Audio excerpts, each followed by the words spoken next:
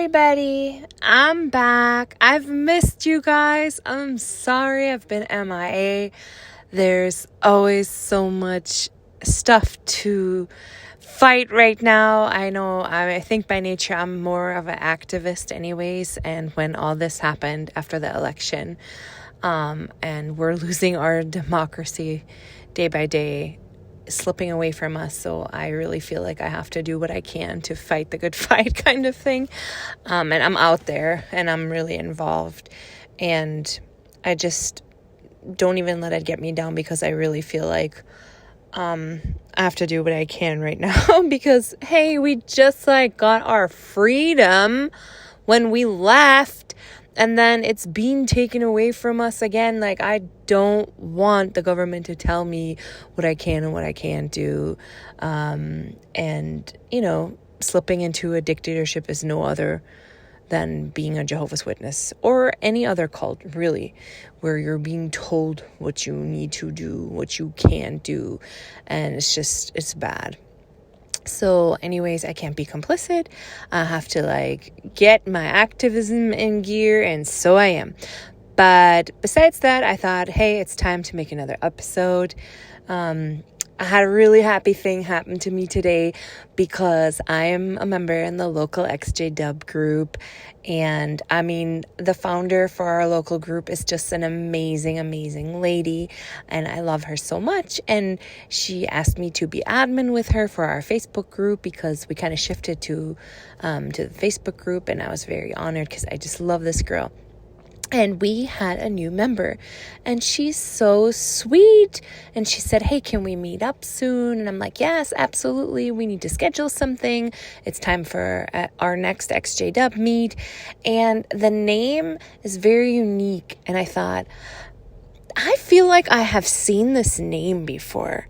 And I thought, man, where have you seen this name?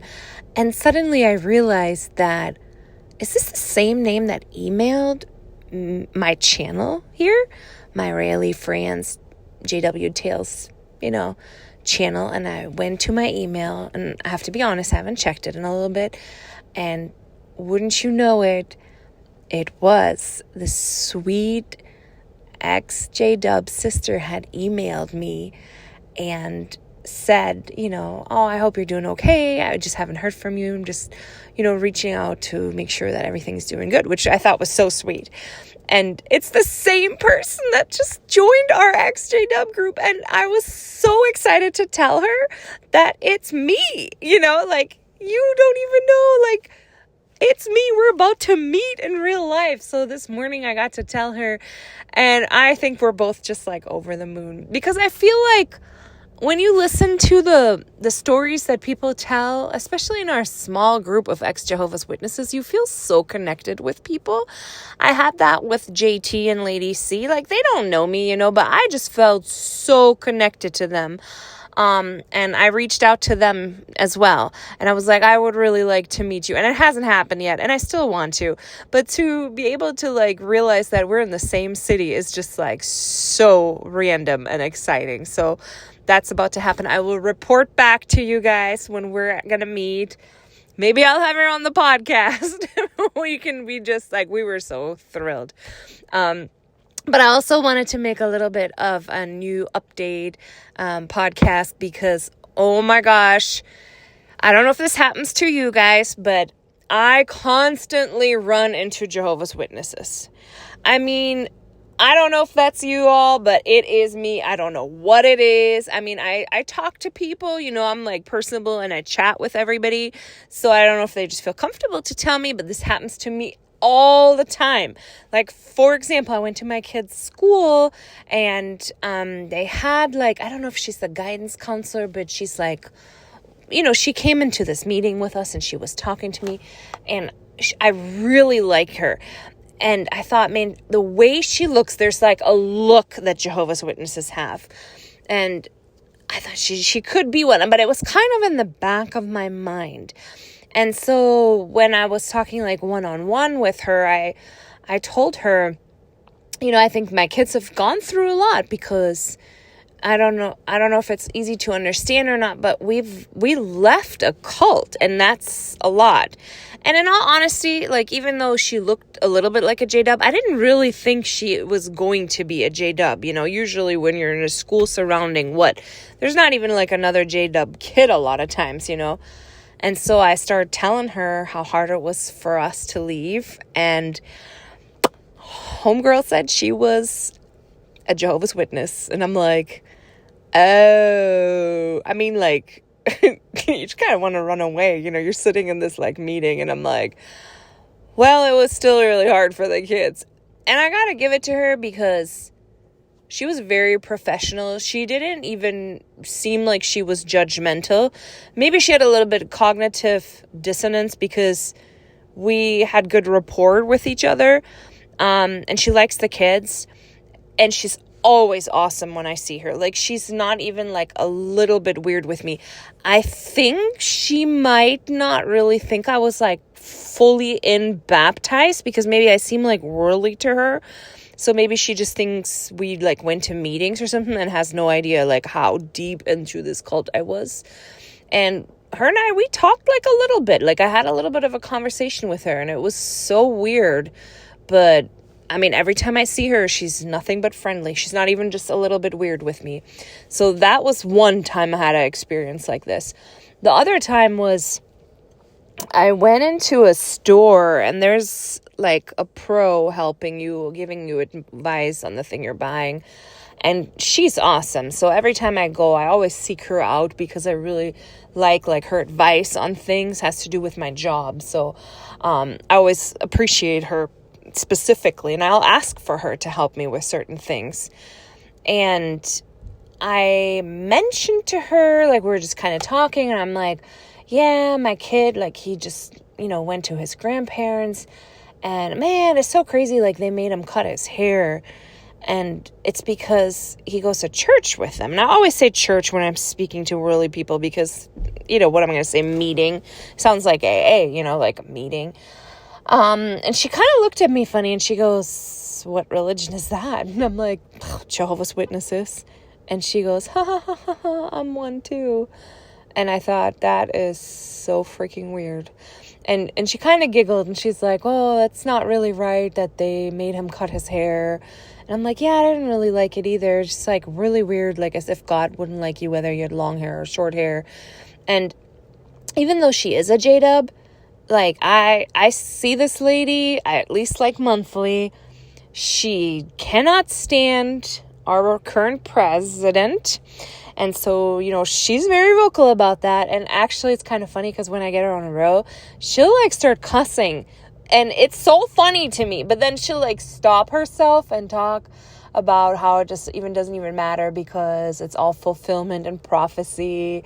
And it's so funny, because it's almost like her real personality and then her cult personality are like battling each other in real time, and I get to watch it. And then she'll drop F-bombs. It's so funny. But that is really not the real reason I wanted to tell you guys. Oh my gosh. So I went to like my real encounter. Sometimes these stories are like reality is stranger than fiction, right? My hubby and I, we flew to visit his family, and they're out of state. And so it's kind of a short flight. I mean, it's like 2 hours, and we're like, should we sit together and pay extra, or should we just like not sit together? I'm like, it doesn't matter. It'll go by so fast. I'll read a book. It's fine. And so, we just got tickets and just let them pick our seats, whatever. And in front of us is this like a really nice family, husband, wife, kid, and already in line. We're kind of chatting with them a little bit, and then they go into the plane, and I am like going in. It's almost like no seats left, and my seat ended up being next to the husband. And he's like super chatty guy, but also has a very loud booming voice, and is absolutely like tone deaf, like not aware of his surrounding. But I can't say that he was like unlikable. No, he was very nice. He was nice. It's just I felt like he was chatty, but so loud. And when you're in an airplane, you put like inside voice, and I have a loud voice too, but I know my surrounding. And I could tell that like the passengers around us were kind of annoyed with him already just being so loud. And he's chatty, and I'm like, it's fine, I don't mind. I'll chat with him too. And so he's just talking about how he's awarded jail and, this and this, and nothing really special. And we're talking about football, and I said how my hubby loves the Steelers, and somehow my kid is like an Eagles fan. And I said my hubby, who's the stepdad of the kids, took him to an Eagles game, and so he put on an Eagles shirt. And I said he felt like an apostate, and the guy like flinches. And everybody's different, but I'm like really intuitive, and like notice little things with people. So I noticed it because I'm like, Plus it's weird of me really to say like apostate, because I guess that's not really a word usually people use. But he flinched, and he was like kind of chuckling awkwardly. And so we kept talking, and then he starts saying how his daughter is homeschooled, and they're homeschooling her because she doesn't want to have worldly association. I'm not joking. He uses that word. And I'm just like, no, like it can't be. Like, who uses that word?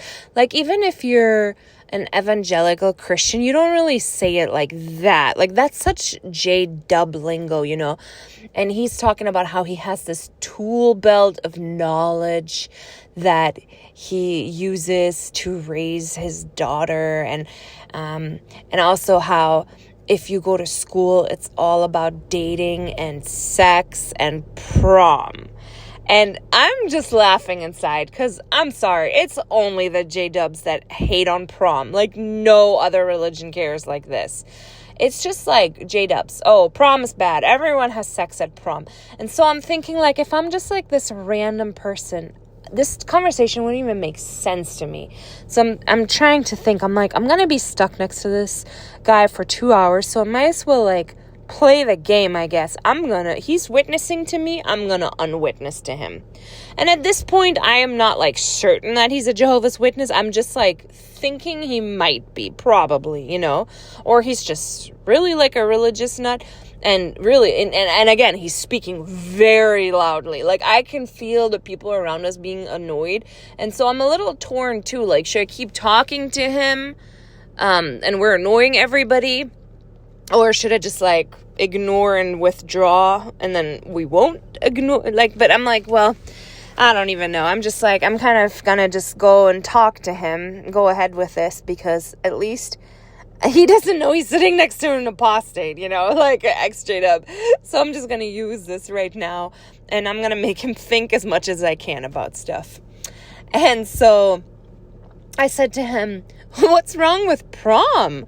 And he goes, oh, it's all sex. And I'm like, no, it's not. I'm like, I went to prom. I didn't have sex. Like, it's a dance. And I'm like, and really, if you think about it, if you want to have sex, you can have sex anywhere, really, right? And he goes, well, I heard there's like no chaperones at prom. And I'm like, that's not true. They're in the high school. Like, maybe people go to the party afterwards and have sex, but it's not prom. That's bad. And so he's kind of talking about how there's like no self-control. And I said, well, isn't it a little unfair, though, that God gave teenage boys such a sex drive and then they are not allowed to have sex? Like, what? And he goes, I'm not even joking, you guys. He's saying this so loud. He goes, I, too, still have a large sex drive, and I exercise self-control. And I'm not joking. The people in front of us turned around and stared at him. I'm like dying. The guy next to me on the other side looks at me and shakes his head like, what the hell? And I'm like, I know, I'm sorry. I made this face like, I'm sorry. And I'm thinking, like, really, how inappropriate it would be to talk about your sex drive to like this random lady. But this guy, like, he didn't have bad intent. I'm telling you, he was not like this like bad person. I just think it's like Jehovah's Witnesses are tone deaf in general because they talk so openly about some things that's just really not that appropriate, you know, and I'm just like, oh God, dying. And we're in a full plane. And I look backwards and my hubby's like 4 rows behind me, has a window seat, and smiling at me, eating gummy bears. And I'm thinking, like, where the hell did he get gummy bears from, too? And plus, like, oh, I wish I would have had that seat. How did I end up next to this guy? Oh, and so I'm like, well, you know, and he says, like, I exercise self-control.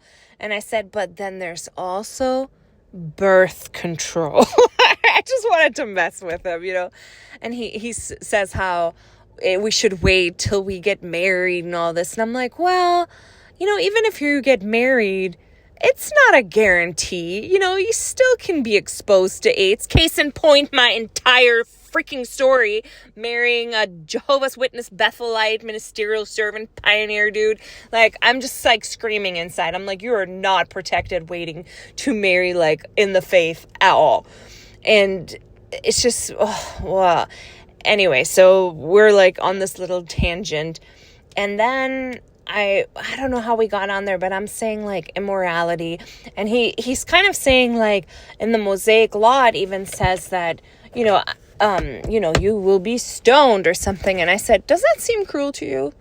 And he goes, well, but that is what God commanded. And I'm like, yeah. And then Jesus came and he said, we're going to do away with the Mosaic law. So why have it if it wasn't even working out, if it was way too hard for people and Jesus' way was better? So then, like, why even have it in the first place?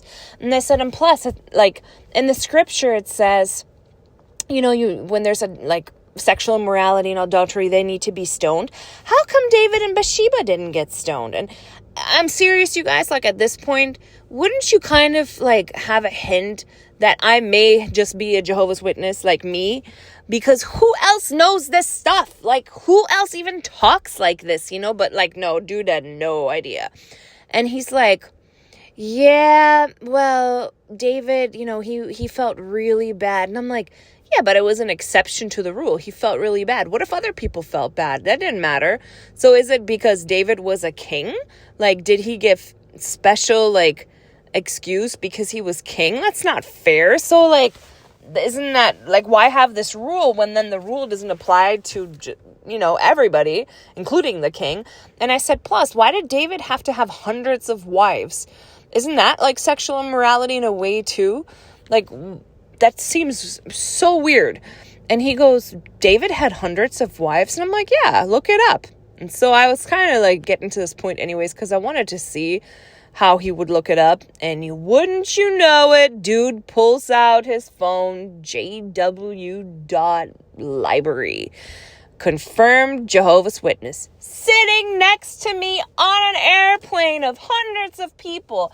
How did I get this seat? I'm like, I can't even. Like, I can't. And I'm just like, wow, 2 hours of this. And so he's like trying to find it. And we're just kind of like talking back and forth.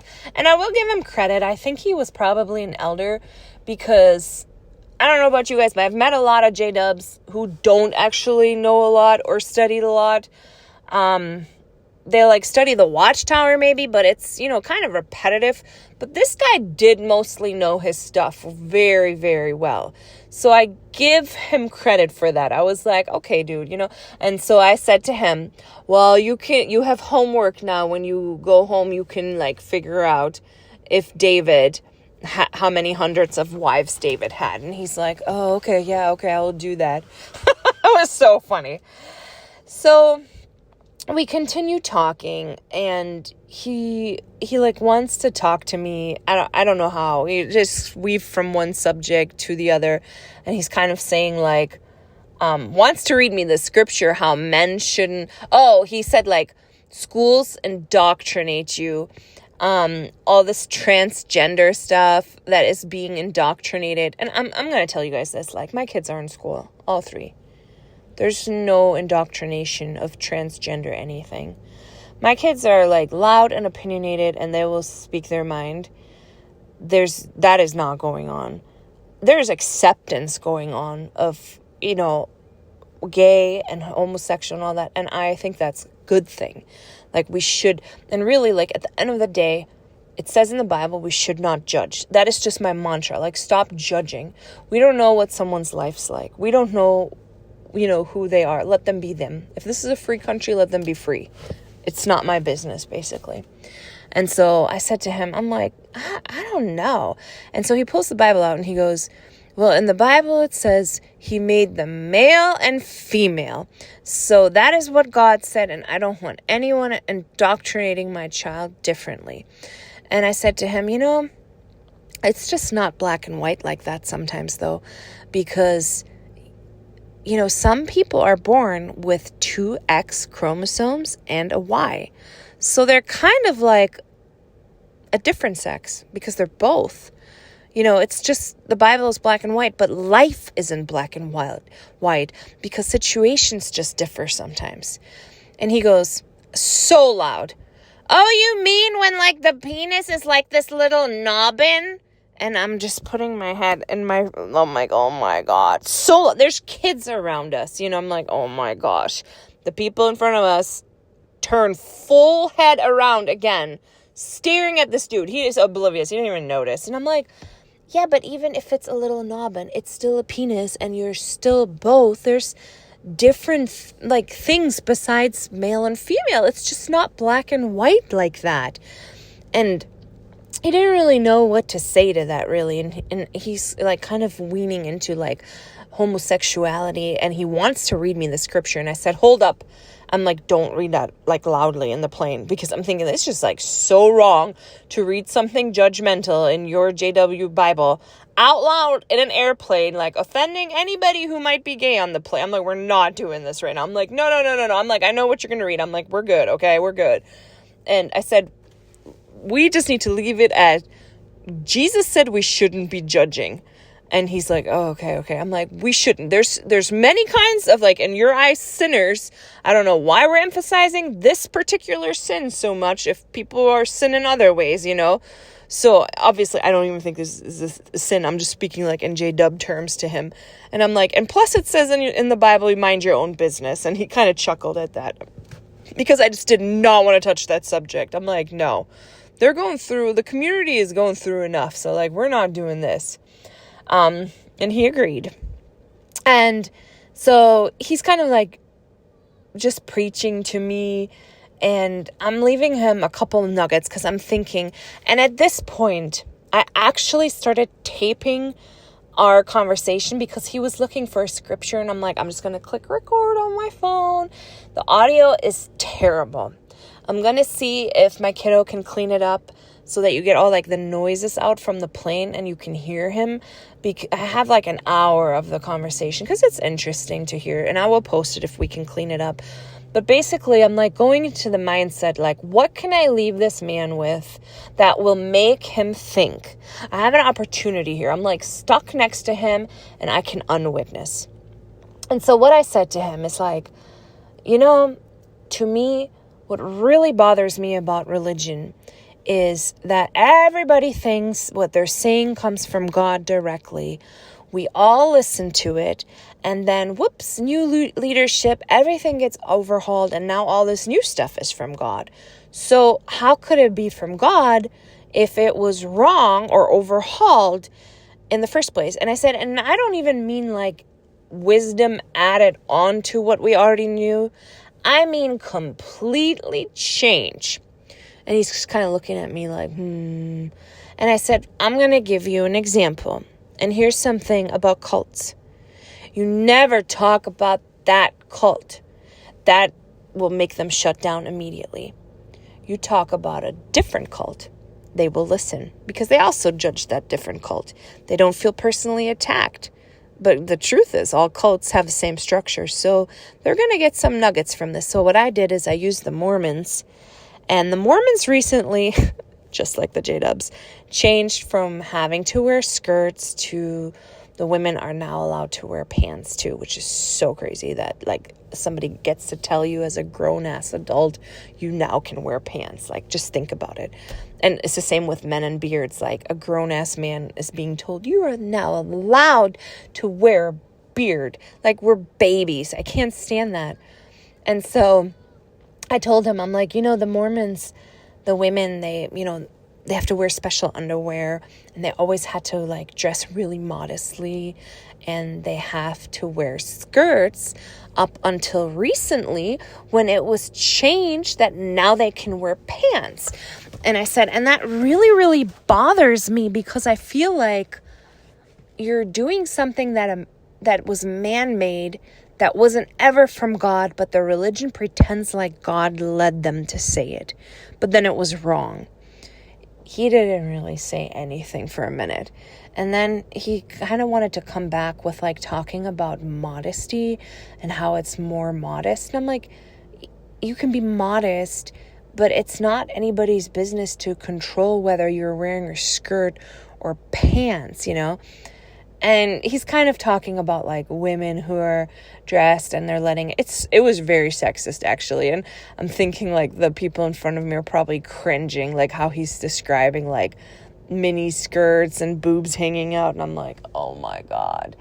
So finally, our flight was over. My hubby happily munching gummy bears in the back. I hope I left some nuggets to make this guy think. He was very chatty himself, so I don't know. He seemed like really like very, like it almost seemed like this was his special interest and he's very into it. And I'm not even really sure he heard much of what I said, but I could tell, I think how Jehovah's Witnesses are supposed to get like contact info. I think he wanted to ask, but also how do you ask like when my husband's on the plane and it's just kind of awkward. So I'm glad he didn't. And I kind of, when we landed, I'm like, I'm out of here. Bye. Like, I'm like, I can't even believe I sat next to the J-Dub. Like, how did this happen?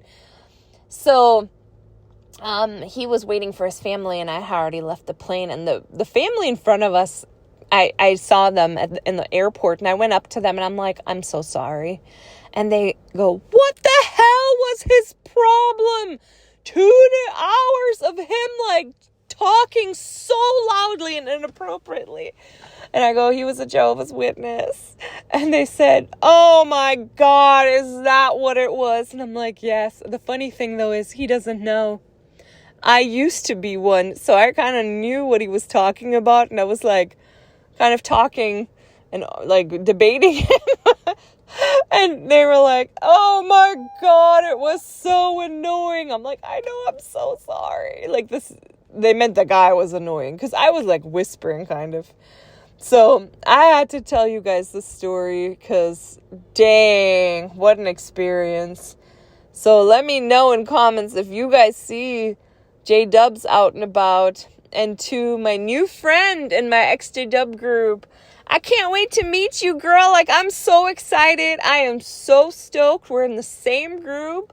We're going to meet up. And really, we should meet up for coffee, just the two of us. Like, it just feels like old friends. I'm so stoked. I'm going to try to make more episodes. There's another story I want to tell you all. And also, if you want to drop me a comment on, like, anything specific you want me to talk about, or if you have questions, I will make an effort to do that. I'll talk to you guys soon.